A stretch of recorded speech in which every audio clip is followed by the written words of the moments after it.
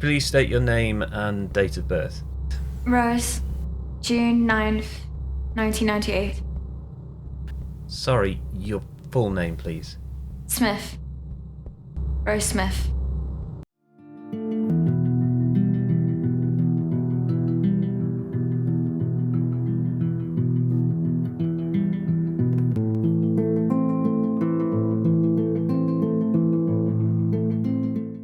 Take us back to the beginning. How far back? The night he told you about the project. It was a year ago. I got a call from him. He was angry, he was upset, frustrated. I had no one else to talk to. His mum was away. And his dad? What did he say? He said he needed help, that he couldn't write. There was no motivation, no ideas, something like that. You went to his house after that call, is that right? Yeah, Why? I was his only friend. At least, the only friend who understood him. And I liked the guy. He was sweet. A little weird, but not a freak. What happened when you met with him that night? I thought he'd appreciate a drink. He was more of a whiskey drinker, but I only had a few quid, so be as it was. He invited me inside. We sat down, and eventually we talked. Eventually? We sat in silence for a while. I didn't know what to say, and I don't think he wanted to talk straight away. But when he did, he was so angry. He kept saying he needed a muse. I get why he said that now. A muse? You'll find out later. Anyway, I offered to help. We looked through some of his ideas, his scripts, his drawings, but I fell asleep. When I woke up at the crack of dawn, he finished it. His script? Yeah, only it wasn't really a script. It was something else. How so? It was very experimental. I couldn't quite make out what it was. But I told him, well done. You can't just tell someone you don't get their idea after they've spent the entire night working on it. What happened that... I remember the smell of the coffee that morning. How golden the sun was. It was nice. Waking up, seeing him. So, we went to the cafe down the road. He explained the idea a bit more, talked about posing models and smothering them in paint. Why paint?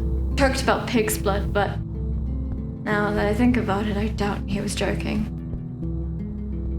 And then he drew something on a napkin. It was a figure tied up with rope with paint dripping from the ceiling. He said it would be every color under the sun, representing everything. Life, death, beauty, himself, and me. I got the idea, but I didn't realize what he'd eventually turn it into. I don't really think he knew in the beginning. This is when you asked to be more involved, a partner of the project. No. He asked me. I couldn't say no. It was a good idea. Very early concept and quite broad, but I liked it. When did you start helping? The minute I got back home, I took some artistic liberties, you might say, but I think he wanted me to do that. What did you do to help? I took what he told me and I tried to turn it into something we could actually achieve. I ordered buckets of paint, some pillows we could practice with, everything we could have needed. And he paid me back, of course. It sounds like you enjoyed working for him. With him. Sorry? You said I worked for him. I worked with him. Oh, my apologies. Just a slip of the tongue. Can we jump forward a bit to that night? Only if I can tell the story the way that I want. We expect nothing less. December 8th, 2020. I just showed him my idea, the pillows. I hung them from the ceiling and drew some faces on them with an old Sharpie. He wasn't impressed. You see, I knew what he wanted. He didn't want pillows and Sharpies, he wanted something real.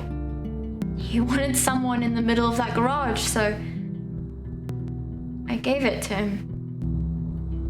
Took the pillows down, and I stood there myself. I posed like he explained the other day, like something out of a Renaissance painting. And I guess that's where I went wrong. And he preferred this? Yeah. So much so he decided to shoot the whole thing the very next day. No model, no preparation, just me, him, buckets of paint, and his camera. When did he... The what? Turn you... Sorry. Employ you as a piece of art. What do you mean? It was just me. I was never turned into...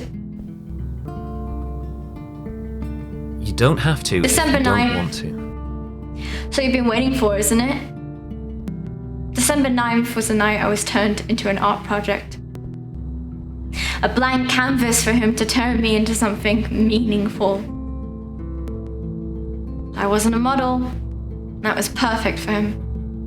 A model would have been too fake, he said, already smothered in makeup and plastic. I think he knew I had feelings. Feelings? For him. How did he know? I don't know. Same way I didn't think he'd do all this. I suppose he knew from the beginning. Back from the days that I would sit in the library with him for hours, missing lunch, my lessons, just so I could help him write. If that didn't do it, then the phone call did. You don't just do these things for anyone. And he was a writer, cooking up stories for his amusement. He read out a romantic scene to me once. I guess I was stupid enough to believe. Believe what? That he liked me. But he wasn't like those other guys. And did he like you? But you were different. No. I was the same as every other woman who just wanted to be a part of something. But he didn't know any other women. Only me. His only friend. Wait, so... He didn't know anyone else. Only me. In school, he was always known as that weird kid. Not into guy stuff, short temper. Never really did anything but write. I never saw him as weird, rather unique. Looking back, I should have seen it coming. Did he do something in school?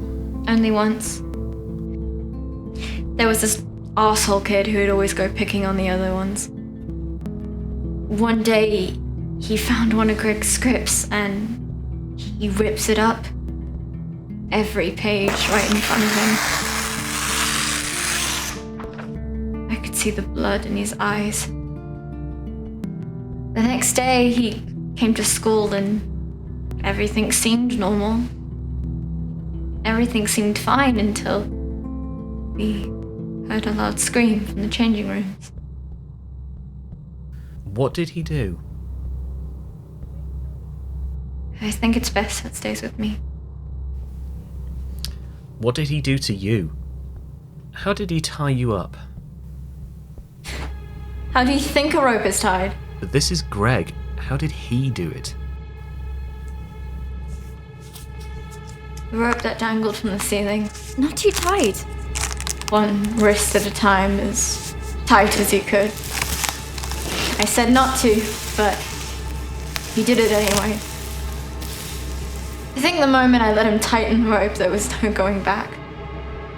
Everything from then on was just to get a real performance out of me. I realized this was it. He used me. It wasn't an act anymore. It was an obsession. After that, he walked over to the buckets of paint.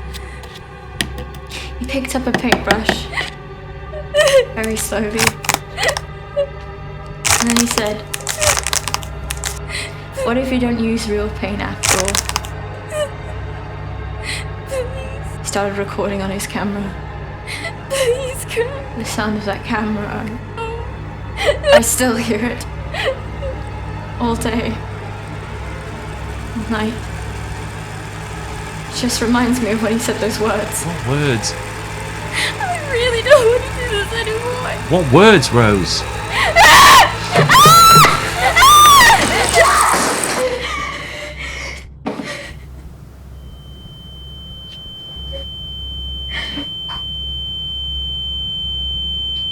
You did this to me, Greg. I trusted you and you. Now look at me. I don't even recognize myself anymore.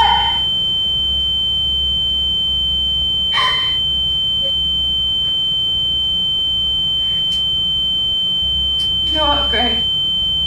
Fuck you! I'm not staying quiet anymore.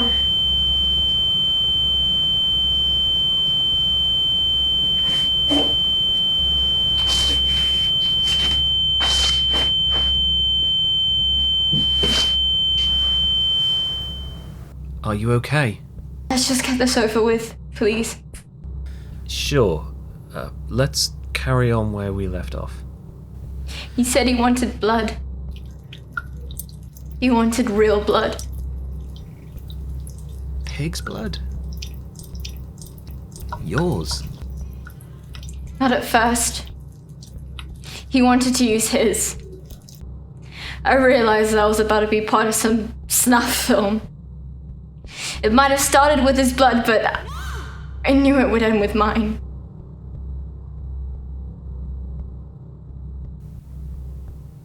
Were you scared? That's a stupid fucking question. Being tied up in a dark room in the middle of the night, hearing someone you trust telling you they're going to smother you in their own blood. He cut his arm with a shard of glass. He let it bleed for a moment before. He picked up the paintbrush and glided it along his blood. He walked up to me. He placed the paintbrush on my face. So gently, he painted his blood along my lips. I tried to keep them closed. I was shaking. Begging him not to. I was so scared. When did he use your blood? After a few more coats of his own. It lasted that long that each coat began to crack and dry up every time I screamed for help. We can stop if you... Eventually, he grabbed my arm and did the same thing to me. He opened up my arm and dipped a fucking paintbrush into my blood. But instead of putting it on my face, he put it on his. Putting blood, sweat, and tears into this thing. You said we were in it together. It was our masterpiece. We can stop if you... No! You let me finish! You said I could tell my story! We have what we need. No! You're just like him. You want to see me suffer. You don't care what happened to me, as long as you do your job right. You're just using me for your shitty little channel to get some views. Excuse me? You don't want to hear my story. You want to glorify his art. You want to make him out to be some kind of genius, and I'm not having it anymore. I know what you artists are like. Rose, we just want what's best for you, which right now is probably just getting some rest. Rest. All I hear is that camera. All I see is that garage. It's over now, Rose. You're safe. Doesn't change the fact that it happened. Look on the bright side. What? That I'm known as that girl who... This whole story, it's your masterpiece. As much as you don't like it, it's yours to tell. To whoever you like. However you like. Whenever you like.